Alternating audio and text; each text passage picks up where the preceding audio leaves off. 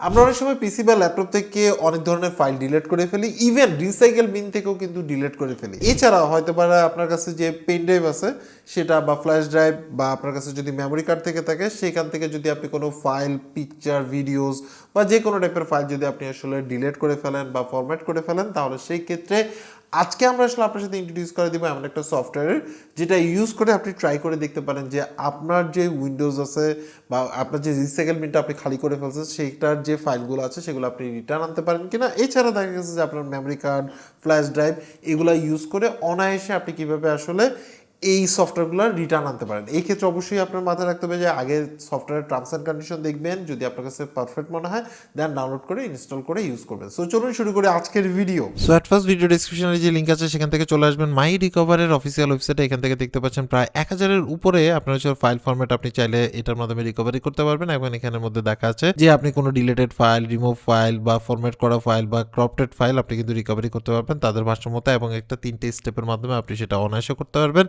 এই ক্ষেত্রে আপনি দেখতে পাচ্ছেন যে এখানে কিছু ইনফরমেশন আছে। সো আমরা ডাউনলোড ক্লিক করলাম, করার পরে হচ্ছিল ডাউনলোড ডিরেক্টলি ডাউনলোড হয়ে যাবে। দেন হচ্ছে ইনস্টল করে নিলাম। ইনস্টল করার পরে আপনি ফার্স্ট অফ অল হচ্ছিল নেক্সট করে দিবেন, টার্মস অ্যান্ড কন্ডিশন পড়ে দেখবেন, যদি ওকে মনে হয় দেন হচ্ছিল নেক্সট করে দেন হচ্ছিল আপনি সফটওয়্যারটা ইনস্টল করে নিলেন। নেওয়ার পরে আপনার সফটওয়্যার রান করলাম, করার পরে আমরা দেখতেছি আমাদের রিসাইকেল বিন অলরেডি আমরা আসলে পুরো এমটি করে দিছি। এখানের মধ্যে দেখতে পাচ্ছেন ইভেন আমাদের পার্টিশনগুলো দেখাচ্ছে, যেটা আসলে নর্মালি দেখায় না। আপনার হচ্ছিল সি ড্রাইভের পরে আমার কিছু ছিল না। সো এখান থেকে রিসাইকেল বিন ক্লিক করলাম, করার পরে রিসাইকেল বিন কোনটা, ধরুন আপনি সি ড্রাইভ থেকে যেগুলো ডিলিট করছেন সেটা সিলেক্ট করতে পারেন, বা আপনি ডেস্কটপ থেকে যদি হয়ে থাকে সেটা সিলেক্ট করতে পারেন।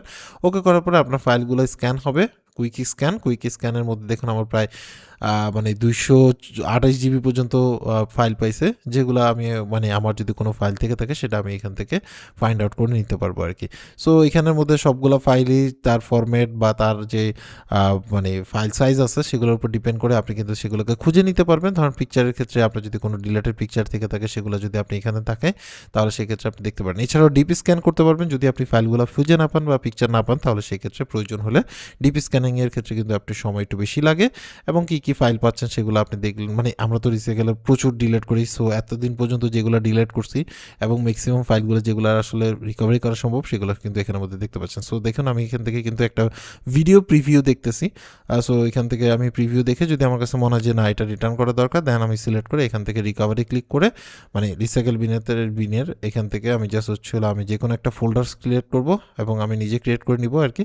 অ্যান্ড দেন সিলেক্ট করে নিলে অটোমেটিক কিন্তু আমার ফাইলটা এখান থেকে রিকভারি হয়ে যাবে এবং ব্রাউজ করতে পারবো, বা আমি এখান থেকে গিয়ে আমি ফাইলটা দেখবো, দেখি আমি ফাইলটা চলে কিনা।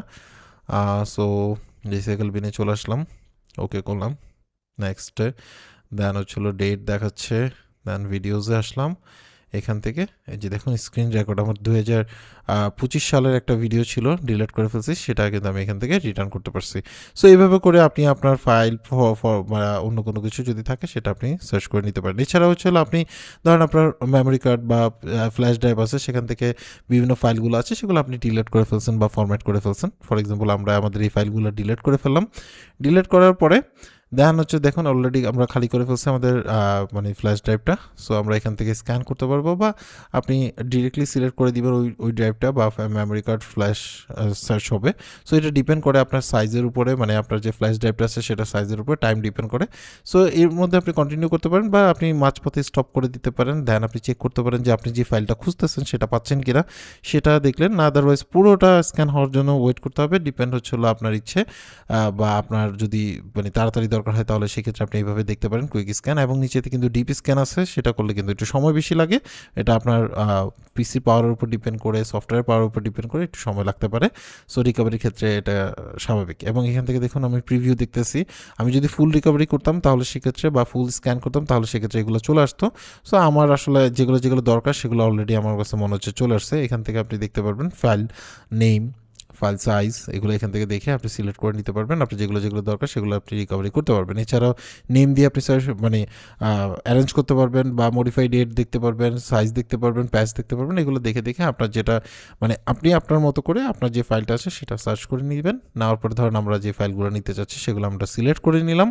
যে আমি এই কয়টা ফাইল আমি আসলে নিব, এগুলো রিকভারি করব।